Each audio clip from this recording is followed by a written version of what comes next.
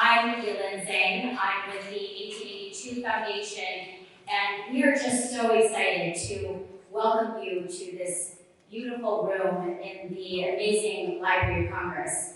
And Tang Gong is our executive director who's standing in the back. I am giving some very brief welcome remarks because he has a little bit of a frog in his throat, so I'm tense whisperer at the moment. But I'm actually going to turn it to Phoebe Coleman, who is our liaison and a wonderful collaborator for the Library of Congress. And also throughout this journey, we've been able to work with the amazing staff at the Library of Congress to put this incredible event together. And this was truly a labor of love. We have more than 230 people registered for today's event. A round of applause for that. I think that really shows the significance of the repeal of the Exclusion Act, what that holds and the significance for people, because this is really about connection and inclusion. And that's why in the manuscripts room that we have in the back, which as a reminder, please do not take beverages or food into that room, it highlights the team was able to curate an incredible collection very quickly. But we talk about the Exclusion Acts, but also its impact on immigration broadly across the United States. So today, all of you have a program, but we are I'm going to pass it to Phoebe in just a moment, and she is going to talk about the Library of Congress, and then I'm going to invite Ted Wong onto the stage to introduce Martin Gold, who is our amazing lecturer today. So you're in for a very special treat. And then after that, I'm going to come back on stage and basically ask people to get out of the way because we're going to move the chairs to the side, and then we're going to move into the reception. And we have special remarks from Congresswoman Judy Chu and all of our co-sponsored organizations. So that's the event for today, and without further ado, I'd like to invite Phoebe Coleman from the Library of Congress to the stage. Welcome, Phoebe.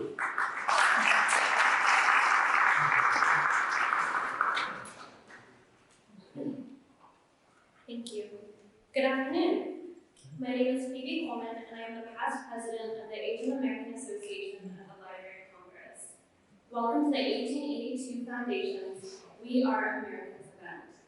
It is an honor to be welcoming everyone gathered here as we commemorate the 80th anniversary of the repeal of the Chinese Exclusion Laws and the 125th anniversary of the Supreme Court decision on birthright citizenship. Today, here at the Library of Congress, we are within the walls of an institution carrying a mission to engage, inspire, inform Congress and the American people with a universal and enduring source of knowledge and creativity. We are across the street from the United States Capitol building, where the Congress first passed a series of exclusion laws beginning in 1882, which were later repealed in 1943. As Yelin mentioned, next door in Mahogany Row, the Manuscripts Division has curated a display of library collection items. This display tells the story of the impact of the Chinese exclusion laws on Asian immigrant communities and its broader influence on immigration from Africa and from Southern and Eastern Europe through 1965. After the lecture, if you have not done so already, please take a look at the collections display. Thank you.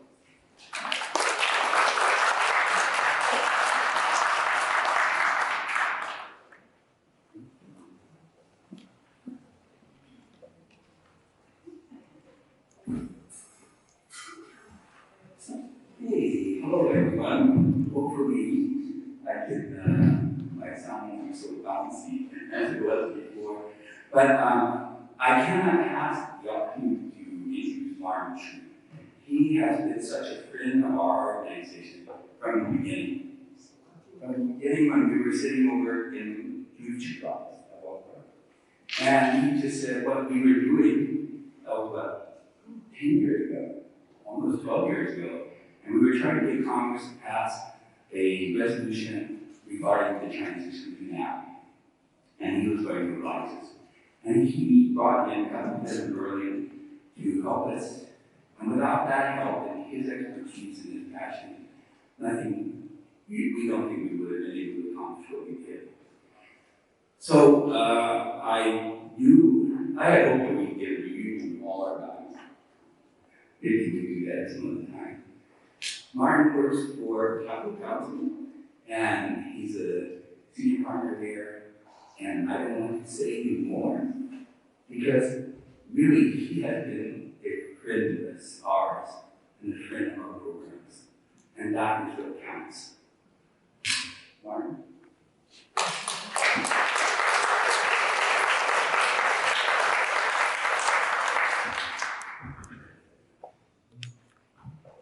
Thank you, Ted. And good afternoon, ladies and gentlemen.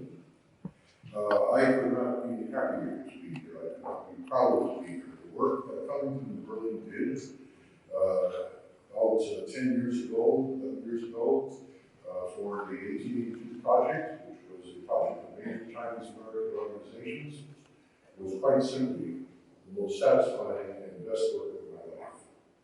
We did it completely on a pro bono basis, and we achieved success, as we will see here. So we're going to begin a book. We're going to begin before the beginning. In 1870, Congress was busy trying to revise the Naturalization Act of 1890. That was an original act in the first Congress of the United States. They talked about who could become a United States citizen, and said that only white people could naturalize. Well, in the end, we had the Civil War. In the end, we had the 13th, 14th, and 15th Amendments to the Constitution. It's time to revise that old Naturalization Act. And so it's on the Senate floor on July the 2nd, 1870, when this senator from Massachusetts, Charles Sumner, who was a noted abolitionist, a noted anti-slavery, stood on the floor with an amendment. And the amendment read just as this slide shows, to strike the word white from the Naturalization Act and to say that in the future, no race-based naturalization would be permitted, that race was not considered as naturalization going forward. The Senate passed that amendment. And after it did, on that Saturday afternoon, a senator from Nevada was named William Stewart. William Stewart was worried about 100,000 or so Chinese living on the Pacific coast of the United States who had largely come first as gold miners, but then to build transcontinental railway. And William Stewart said, that amendment is not removed from the bill shall not pass. In other words, he was threatening to filibuster the bill. He wasn't alone in this respect. There were a couple of other senators from the Pacific coast also involved in the filibuster, but nevertheless, William Stewart of Nevada was the leader. So they asked him to relent because at the time there was nothing known as the closure rule to end debate. You basically just had to get people by attrition to stop, or otherwise the filibuster beat you. And the Senate was looking at a July 15th adjournment. This is July the 2nd. So we attended July the 2nd. They came to no resolution on the Saturday. On Sunday was the 3rd, they didn't work, but they came back to work on Monday, July the 4th, and worked until about 11 o'clock at night. Senator Stewart did not relent, and so ultimately, so they could pass that naturalization bill and then get to other bills in the queue.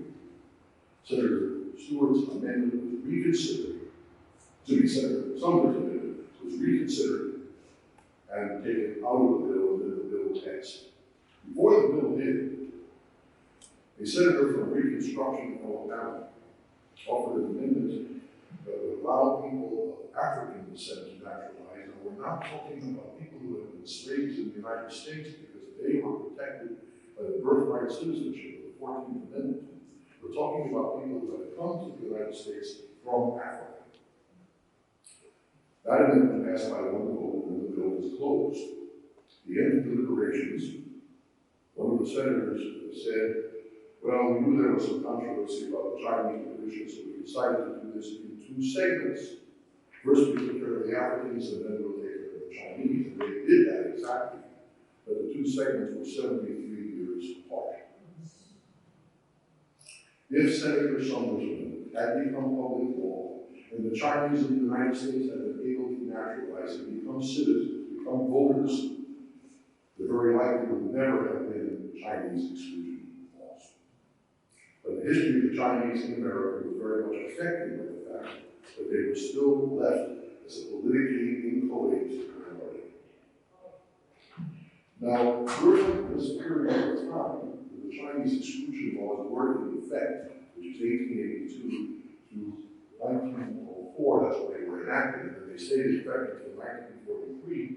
The United States, for many, many years, was open to immigrants from all over the world. My grandparents came to America in the early 20th century, for example.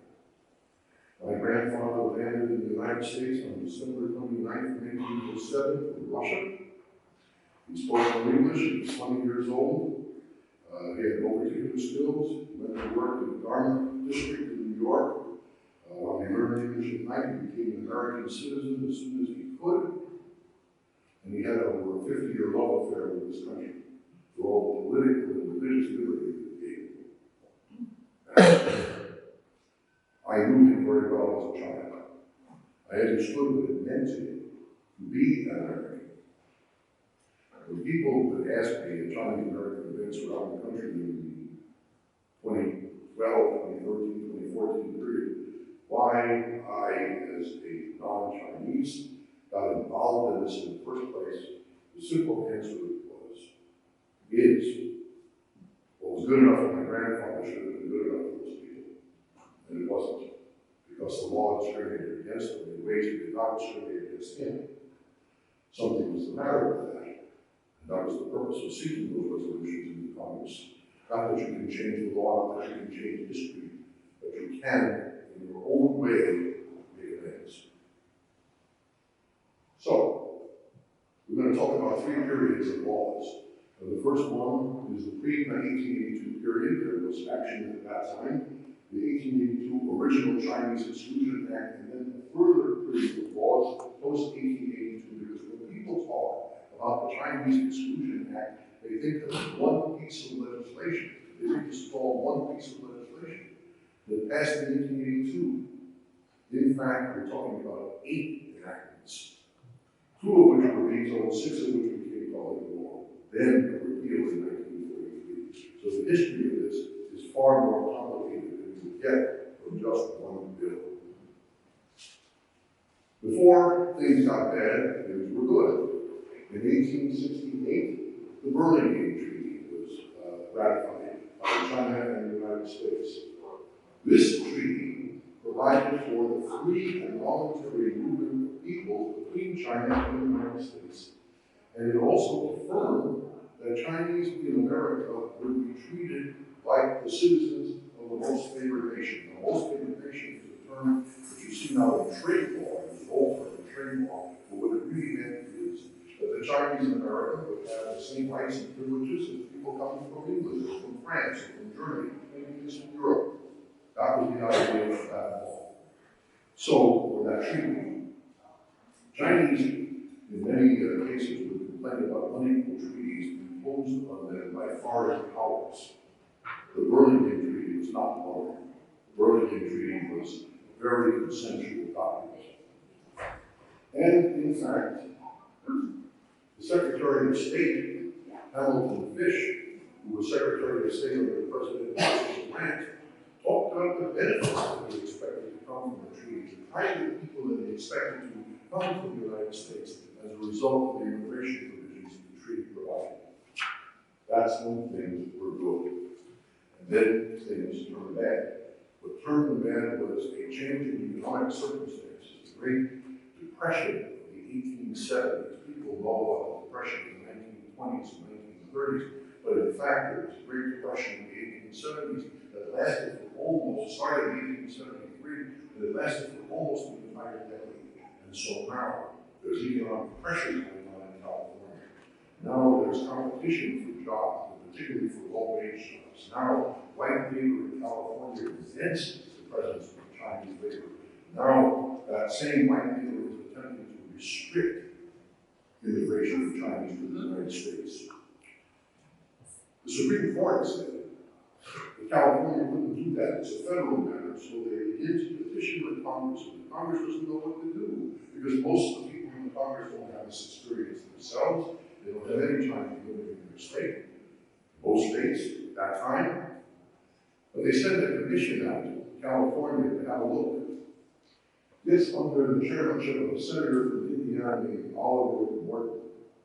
Oliver Morton writes a report that says the Chinese on the Pacific coast who do not have any political rights are in a precarious position. They can be the subject of highly discriminatory legislation without the ability to fight back except through the courts, but they have no political rights. He says, really, maybe the government should do something about that. Well, the government does something about that, but it's not what our Morton wanted them to do. In 1879, Congress passes the first piece of anti-Chinese legislation due to agitation from the Pacific Coast states. It must be remembered, I should pause here, it must be remembered, California at that time had 6 electoral votes, Washington State had 3, Nevada had 3, that's it on the Pacific Coast.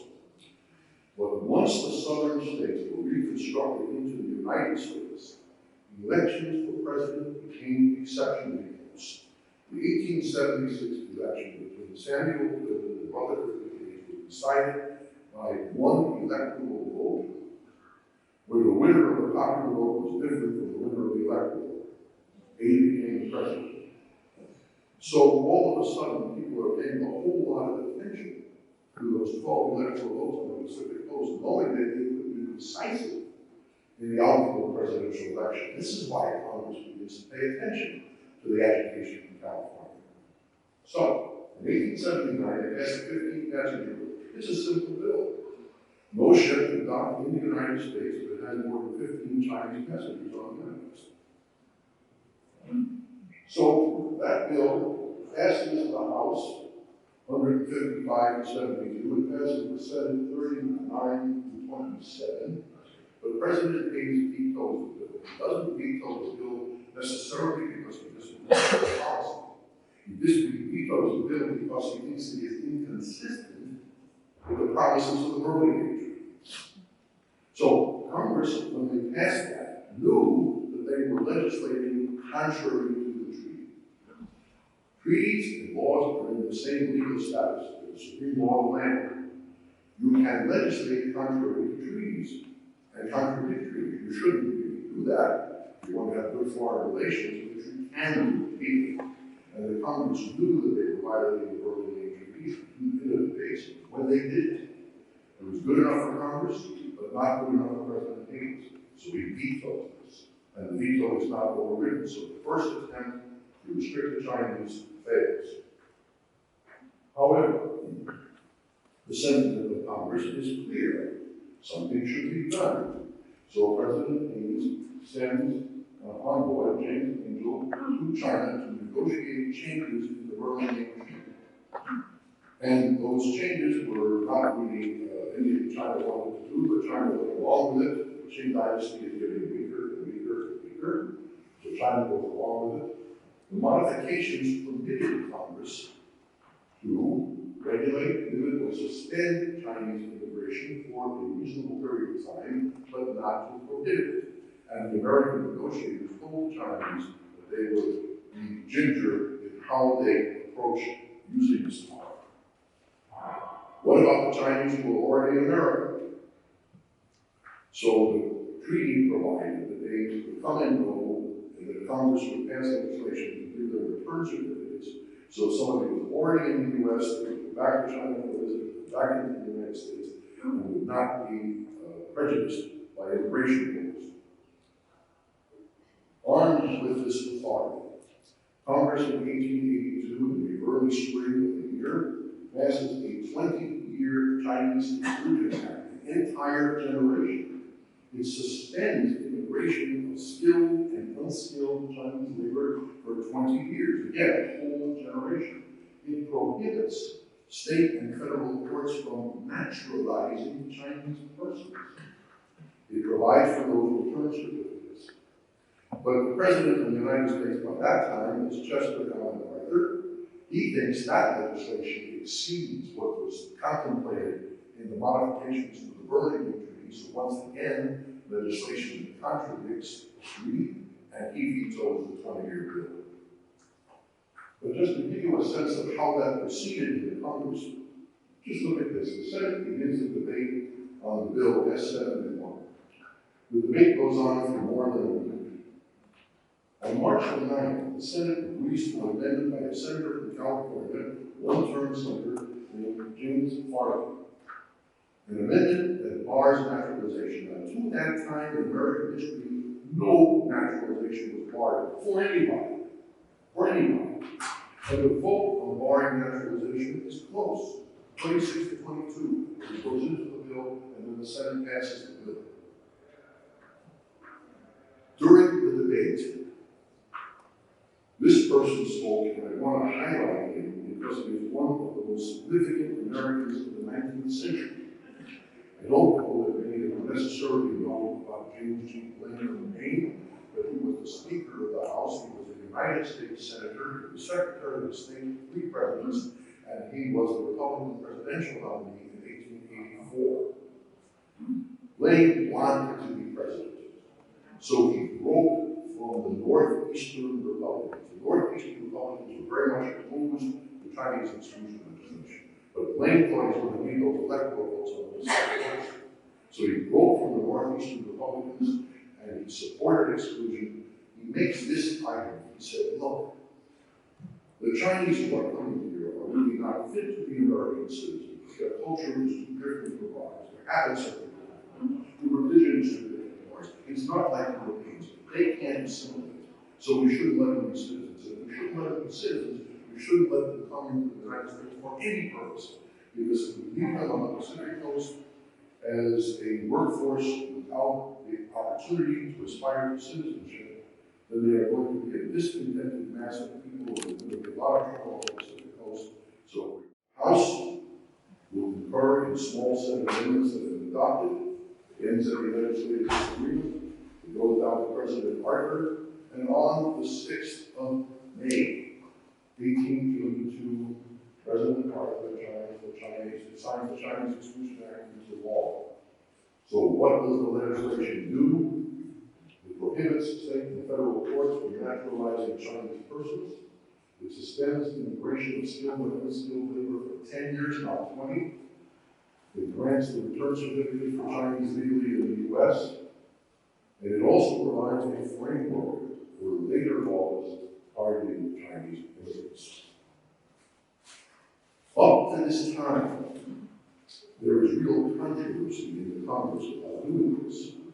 The votes are not so overwhelming, certainly not for the naturalization end, and the debates are lengthy. But once this becomes the law of the land, the situation changes. Now it is a law enforcement issue. So in 1884, the law is tightened.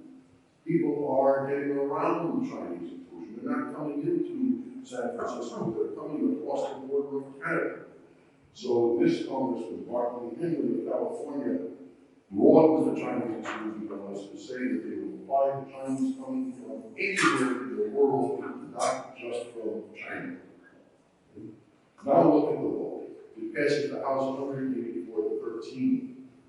Because now it's a law enforcement matter, no longer an issue of policy. President Arthur signs it into law. In 1888, the United States decided it was time to renegotiate the treaty with China. They could bring the treaties and statutes into conformity with one another, so you didn't have statutes contradicting treaties. It also was coming to a lot of anti-China violence that happened on the Pacific Coast of the United States. Therefore, they negotiated something called the Bayard-John Treaty in 1888. It is proposing a 20-year ban on all Chinese worker immigration to the U.S., and it's going to add some amendments that the Senate had put on that would further restrict the return certificates. Well, sometimes treaties that are negotiated between the United States and foreign governments are okay with us and not with foreign government because of things that the Senate does to the treaty. And in this case, the Senate added the amendments to restrict the return certificate certificate. So China refused to ratify the treaty. As a result, Congress went to work again. In 1888, it passed something called the Scott Act. This is Congressman William Scott of Pennsylvania.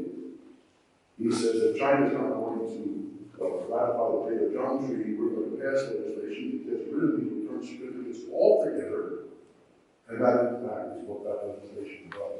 It passes the House by a voice vote, and it passes the Senate 37-3. No more return certificates. So the Senate is once again legislating against a treaty. If at all possible, they hold back, hoping that the Secretary of State Bayard will say China will ratify a treaty. When finally Bayard says they won't, the Senate passes the bill, and President Cleveland signs it into law. By 1892, the 10-year Chinese exclusion law is going to expire. What should be done? Well, I'll tell you what should not be done. What should not be done is getting rid of the policy. Instead, what they're going to do is to strengthen it. So legislation is sponsored by Representative Thomas Geary of Pennsylvania. You see his picture at the top of California. You see his picture at the top. They want to extend exclusion policy for 10 years, but they'll do more than that. They're going to require Chinese alone people to carry certificates of residence. Chinese who were caught without a certificate of residence were presumptively deportable after serving a year in jail. Now, if you didn't have your certificate and you were going through the deportation procedure, you're presumptively deportable, so maybe you had evidence, maybe you had evidence. Maybe you could bring somebody to court and say, the certificate was destroyed in a fire, right? But I know this person belongs in the United States and this is the proper background. But Congress mistrusted Chinese testimony, so they said, if anybody brings court proceedings, we will only count the evidence if it is corroborated by witnesses. So, Senate passes the bill 30-15, the House 136-27. It is signed by President Benjamin Harrison. A new treaty between China and the United States called the Repeal Treaty in 1894. That treaty restored return certificates. People could once again go back and forth, but to a very limited degree. In other words, what they did in that treaty was to restore return certificates on terms that the Senate had tried to impose years earlier. So these are the terms. It makes exemptions for a very small class of Chinese who come to the United States without restriction. Who are they? They are Chinese officials, that's the government. Tourists who are not staying, students, teachers, and merchants. So the teacher is not a high school teacher. The teacher is a university specialist.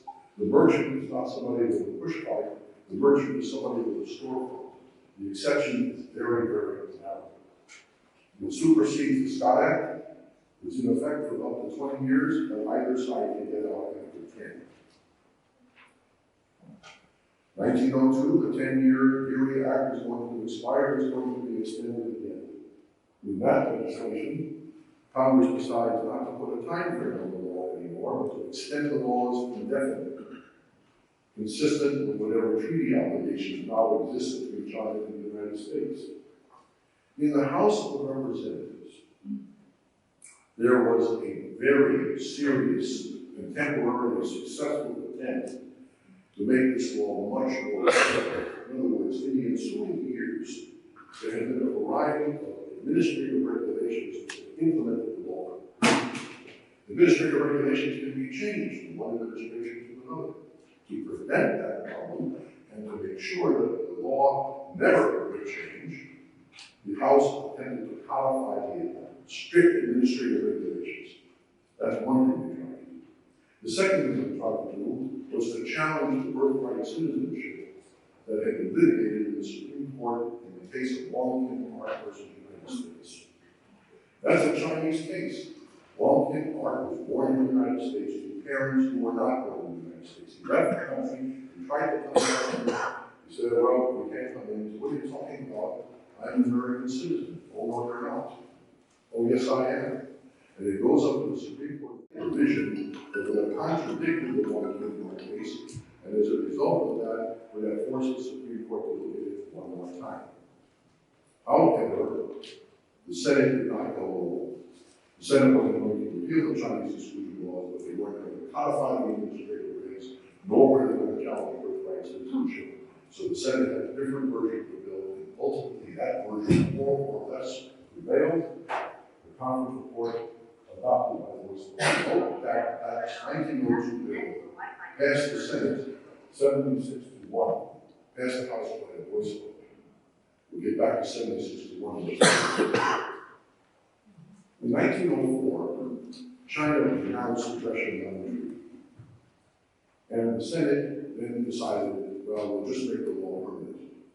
So they took up a bill that was proposed by a senator from Colorado, Thomas Patterson. They later incorporated that provision into an appropriations bill. And they passed it. The House was left with the Senate amendments. So in 1904, Chinese exclusion was made a permanent policy of the United States, and President Theodore Roosevelt signed the legislation into law. There it will sit for another 4 decades. Exclusion was always political. I gave you the rationale for why Congress paid attention to California in the first place here. During 1888, a representative from Missouri, Repeal, said, a campaign does not appear to be complete without additional Chinese legislation. 1888 was one of those elections where the winner of the electoral college and the winner of the popular vote was different. The elections were very, very tight. Republicans and Democrats all over each other to show who can be more anti-Chinese, who can be tougher on immigration. It's not a problem of one party or the other. Yet, there were heroes, and this is one of them. George Repeal was a senator from Massachusetts. He was a senator from 1877 until his death in 1905.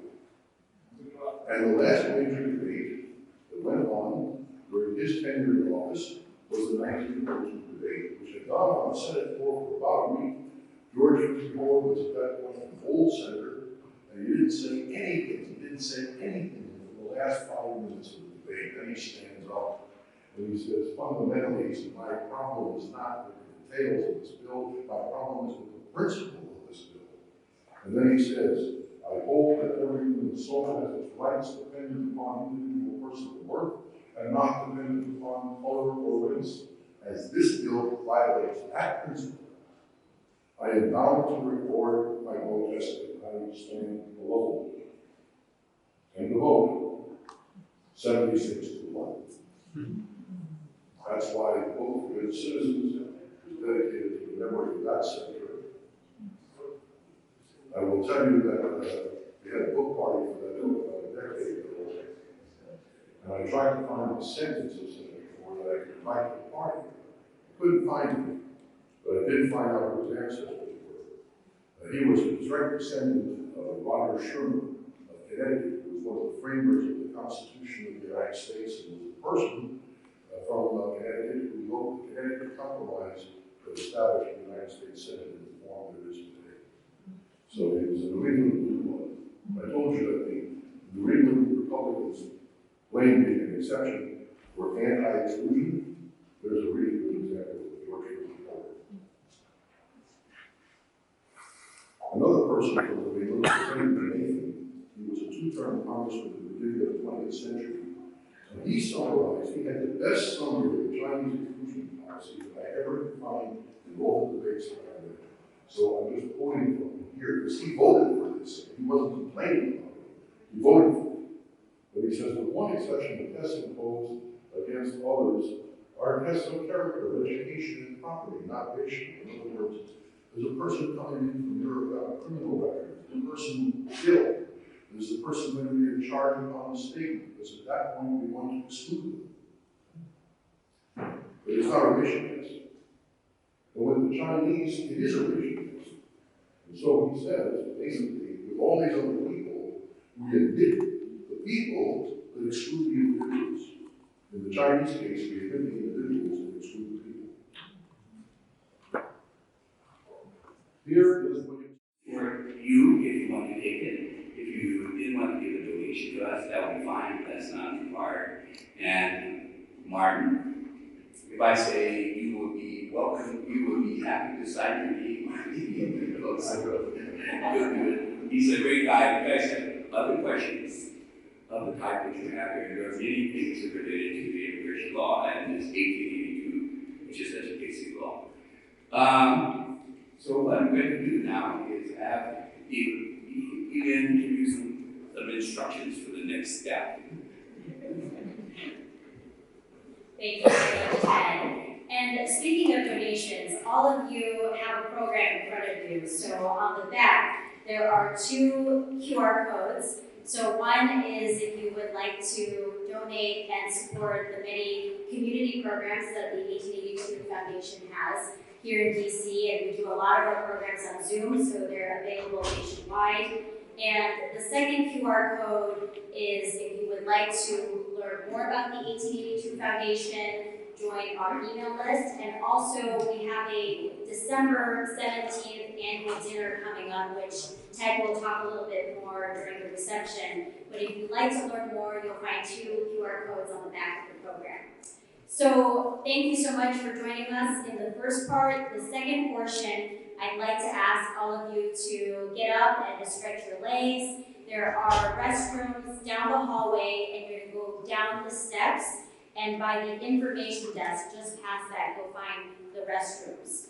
But also feel free to grab some drinks. We will be serving hors d'oeuvres in about 15 minutes or so. But if you could just make your way either to the back or view the manuscripts, or maybe go down the hallway. We are going to move the chairs to the sides of the room, so there will still be some chairs available, but we're going to get it ready for the reception and for the Congresswoman to come and speak. So that'll be in about 15 minutes, so just make yourselves at home, and don't forget to take a look at the manuscripts in the back. Thank you.